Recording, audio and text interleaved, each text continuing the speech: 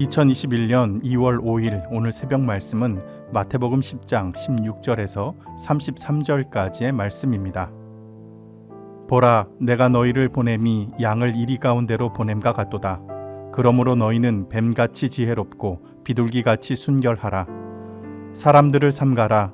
그들이 너희를 공회에 넘겨주겠고 그들의 회당에서 채찍질하리라.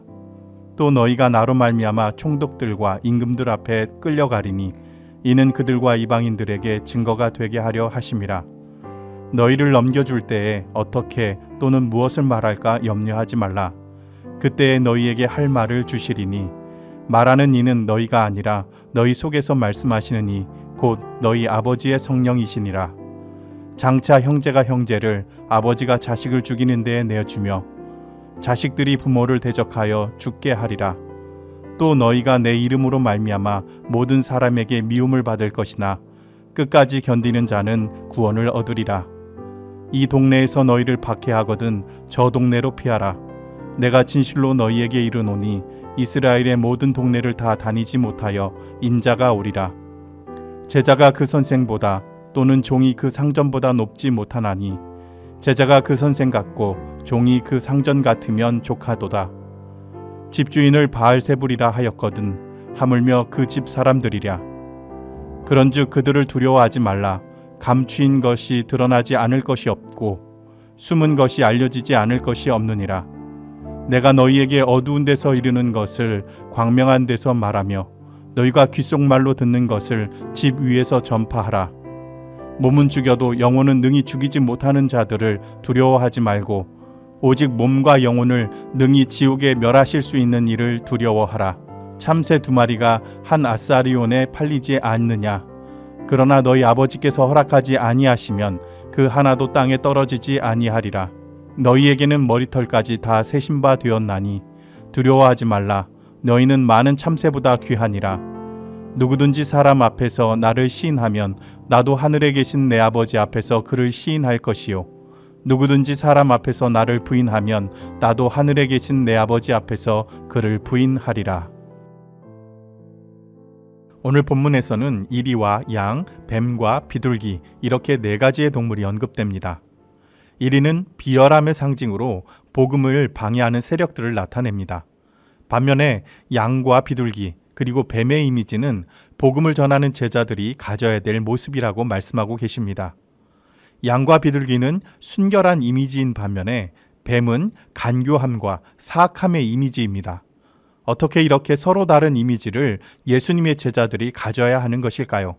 다른 지혜로운 동물들도 많았을 텐데 왜 예수님은 뱀을 언급하셨을까요? 분명 이유가 있으실 겁니다. 또한 그 이유는 오늘을 살아가는 우리들에게도 똑같이 적용되는 이유일 것입니다. 하나님의 나라를 전파하는 예수님의 제자로 살아가는 우리들이 어떤 모습으로 살아가야 하는지 본문을 통해서 함께 살펴보고 은혜를 나누는 시간 되기를 바랍니다. 첫째로 복음을 전하기 위해서는 뱀같이 지혜로워야 한다고 말씀합니다. 유대인들에게 있어서 뱀은 지혜의 상징으로 여겨졌습니다. 고대인들에게 지혜는 말을 잘하는 것과 밀접한 관계를 가지고 있었죠. 사람과 다른 동물들은 혀가 하나인 반면에 뱀은 혀가 갈라져서 2개니까 얼마나 말을 잘하겠느냐는 생각에서 비롯된 것입니다. 성경에서는 뱀을 간교하다라고 말합니다. 이 말은 부정적인 뜻으로 많이 쓰이긴 하지만 잠언과 오늘 본문에서처럼 슬기롭다라는 뜻으로 쓰이기도 합니다. 본문에서 예수님은 독이 든 뱀이 아니라 뱀이 가진 지혜에 초점을 두고 말씀하신 것입니다. 오늘 본문 17절에서 21절 말씀을 보면 예수님의 제자들이 공회에 끌려가고 총독과 임금들에게 끌려가게 될 것이라고 말합니다. 제자들이 복음을 전하다가 재판장에 끌려가게 될 것이라는 말입니다. 이곳은 자신들을 정죄하는 이들을 맞서 스스로 변론해야 되는 장소입니다. 법정은 상황에 따라서 목숨이 왔다 갔다 하는 곳이기 때문에 무척이나 두려운 자리입니다. 두려움은 크게 2가지 형태가 있습니다. 첫 번째 형태의 두려움은 공포심에서 나오는 것입니다. 공포심에서 비롯된 두려움은 사람을 위축되게 만들고 비굴하게 만듭니다. 법정도 이런 공포심과 두려움을 갖게 만드는 곳입니다. 이런 두려움에 빠지면 할 말을 잃게 됩니다. 말 그대로 이리 가운데 있는 양처럼 먹잇감이 되고 마는 것이죠. 두 번째 형태의 두려움은 경외심에서 나옵니다. 잠언은 하나님을 두려워하는 것, 하나님을 경외하는 것이 지혜의 근본이라고 가르쳐 줍니다. 말씀으로 세상을 창조하신 하나님께서 입술에 말을 넣어주신다는 것입니다. 본문 19절과 20절의 말씀을 보면 너희를 넘겨줄 때에 어떻게 또는 무엇을 말할까 염려하지 말라. 그때에 너희에게 할 말을 주시리니 말하는 이가 너희가 아니라 너희 속에서 말씀하시는 이 곧 너희 아버지의 성령이시니라 라고 말씀하셨습니다. 그러니까 주님께서 말씀하신 뱀과 같은 지혜는 끝까지 하나님을 의지하는 지혜인 것입니다. 어떤 상황이 닥쳐와도 제자의 역할, 복음을 전하는 역할을 끝까지 잘 해낼 수 있는 지혜를 말하는 것입니다. 요즘같이 사회로부터 온갖 부정적인 말을 다 듣고 있는 교회와 그리스도인들에게 필요한 것은 무엇이겠습니까? 그들과 맞서 싸울 수 있는 힘이 아닙니다. 그것은 그냥 뱀의 독을 원하는 것입니다. 우리에게 필요한 것은 지금의 상황을 잘 판단하고 끝까지 예수님의 제자답게, 교회답게 복음을 잘 드러낼 수 있는 뱀 같은 지혜입니다. 결국 뱀 같은 지혜란 예수님처럼 수많은 사람들의 조롱과 핍박을 묵묵히 감당해 나가는 십자가를 지는 지혜입니다. 그렇기에 오늘 우리 기도 가운데 행여라도 뱀의 독을 구할 것이 아니라 끝까지 복음을 잘 지키고 잘 전할 수 있는 뱀 같은 지혜를 주시기를 간구하시는 성도님들 되시길 바랍니다. 둘째로 복음을 전하기 위해서는 비둘기같이 순결해야 합니다. 예수님은 뱀같이 지혜롭기를 말씀하신 것 못지않게 비둘기같이 순결하기를 강조하셨습니다. 순결하다는 말은 성경에서 미련하다라는 의미로 쓰이기도 했습니다. 로마서 16장 19절 말씀에 보면 너희가 선한 데에 지혜롭고 악한 데에 미련하기를 원하노라 라고 할 때 이 미련하다는 말이 순결과 같은 단어입니다. 악한 것에 순결하기를 원한다라고 말하는 것은 그만큼 악한 것과 타협하지 않고 한결같이 올곧게 나가는 것을 순결이라고 말할 수 있는 것입니다. 그렇기에 예수님께서 비둘기같이 순결하라고 하신 말씀은 미련할 정도로 한결같이 올곧게 하나님의 나라와 그의 뜻을 따라야 한다고 강조하신 것입니다. 요즘같이 사회적 거리두기 때문에 예배당에 나와서 예배드리는 것이 쉽지 않은 상황 속에서 누가 뭐라고 해도 예배당에 나와서 예배드리는 것만 하나님의 뜻을 따르는 것이라고 생각해서는 안 됩니다.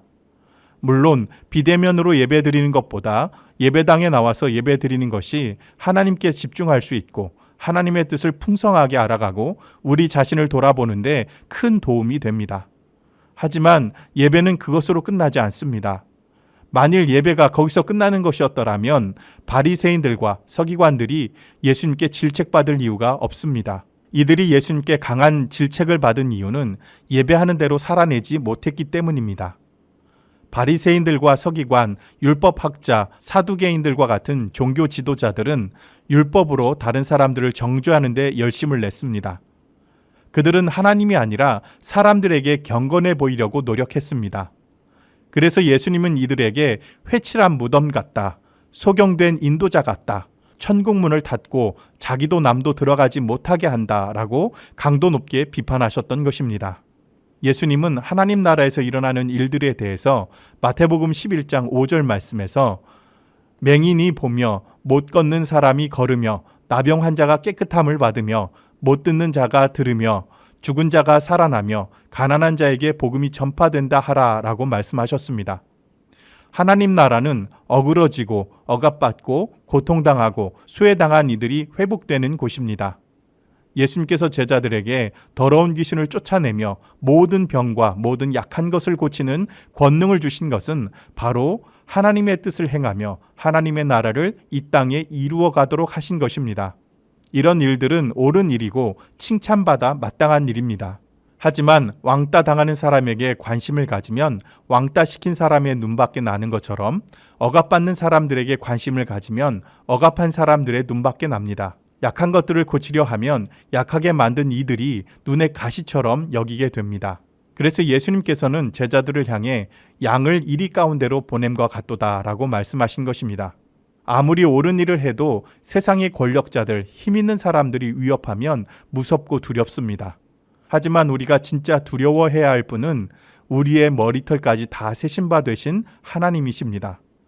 하나님을 경외하고 하나님을 두려워하는 이들은 세상에 대해서 담대할 수 있습니다. 우리 연동교회 성도님들은 세상의 평판을 두려워하기보다 하나님을 두려워하는 마음으로 세상을 향해 담대하게 나아가시길 간절히 바랍니다. 교회가 욕심부리다가 비난받는 것은 참으로 부끄러운 일입니다. 하지만 선을 행하다가 고난을 받는 것은 하나님 앞에 큰 자랑이 됩니다. 본문 26절에서 감추인 것이 드러나지 않을 것이 없고 숨은 것이 알려지지 않을 것이 없느니라 라고 말씀하신 것처럼 하나님이 알아주시고 하나님께서 드러내 주실 것이기 때문입니다.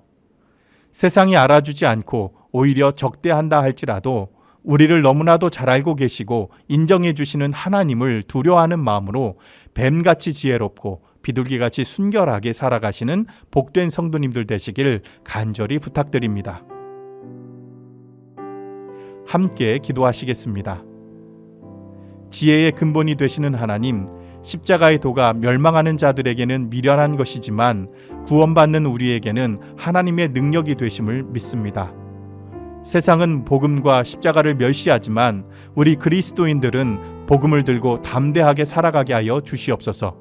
세상에 불합리한 핍박이 닥쳐온다 할지라도 악을 악으로 갚지 않게 하여 주시고 선으로 악을 이겨낼 수 있는 지혜와 담대함을 허락해 주시옵소서. 코로나19의 지속적인 확산으로 인해 국민들이 지쳐가고 있습니다. 누구라도 원망하고 탓하고 싶은 마음이 커져만 가는 것 같습니다. 사회가 어려워져 가는 만큼 성도들의 삶도 어려워지고 있습니다. 팬데믹 상황이 하루라도 빨리 끝나 일상을 회복할 수 있도록 서로가 서로를 배려하며 인내할 수 있는 마음을 허락해 주시옵소서. 여전히 교회도 어렵고 힘든 가운데 있지만 하나님의 사랑과 이웃사랑을 실천해 나가는 힘을 갖길 원합니다. 우리는 하나님의 어리석음이 사람보다 지혜롭고 하나님의 약하심이 사람보다 강하심을 믿습니다. 이러한 담대한 믿음으로 우리 연동교회의 성도님들이 하나님을 사랑하고 이웃을 사랑하며 나갈 수 있도록 인도하여 주시옵소서. 우리의 일상 가운데 믿음의 담대함을 실천해 나갈 수 있도록 주님 용기와 힘을 허락하여 주시옵소서. 예수님의 귀하신 이름으로 기도드리옵나이다. 아멘.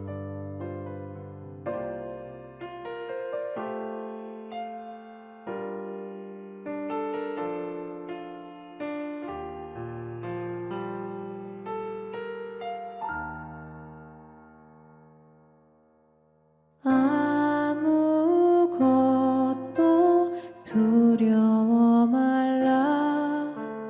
주 나의 하나님이 지켜주시네.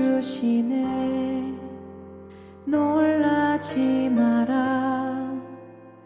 겁내지 마라. 주님 나를 지켜주시네.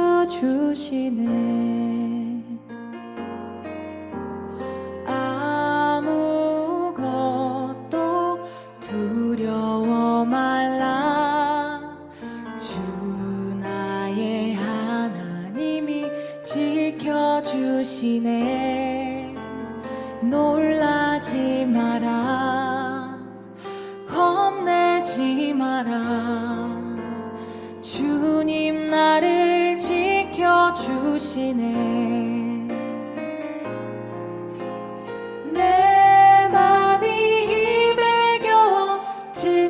지칠지라도 주님 나를 지켜주시네. 세상의 험한 풍파 몰아칠 때도 주님 나를 지켜주시네. 주님은 나의 산성, 주님은 나의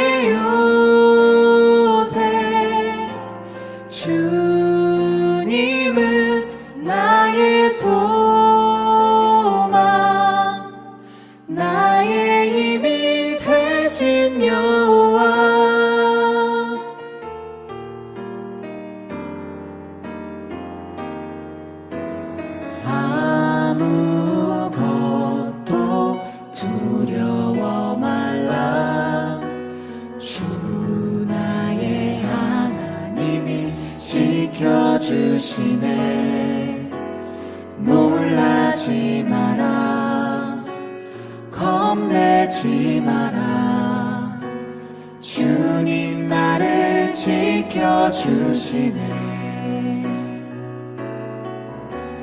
내 맘이 힘에 겨워 지칠지라도 주님 나를 지켜주시네 세상의 험한 풍파 몰아칠 때도 주님 나를 지켜주시네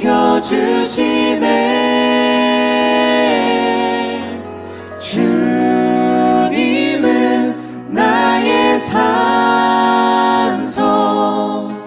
주님은 나의 요새 주님은 나의 소망 나의 힘이 되신 여호와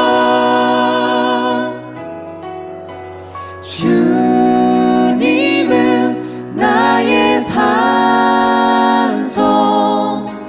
주님은 나의 요새 주님은 나의 소망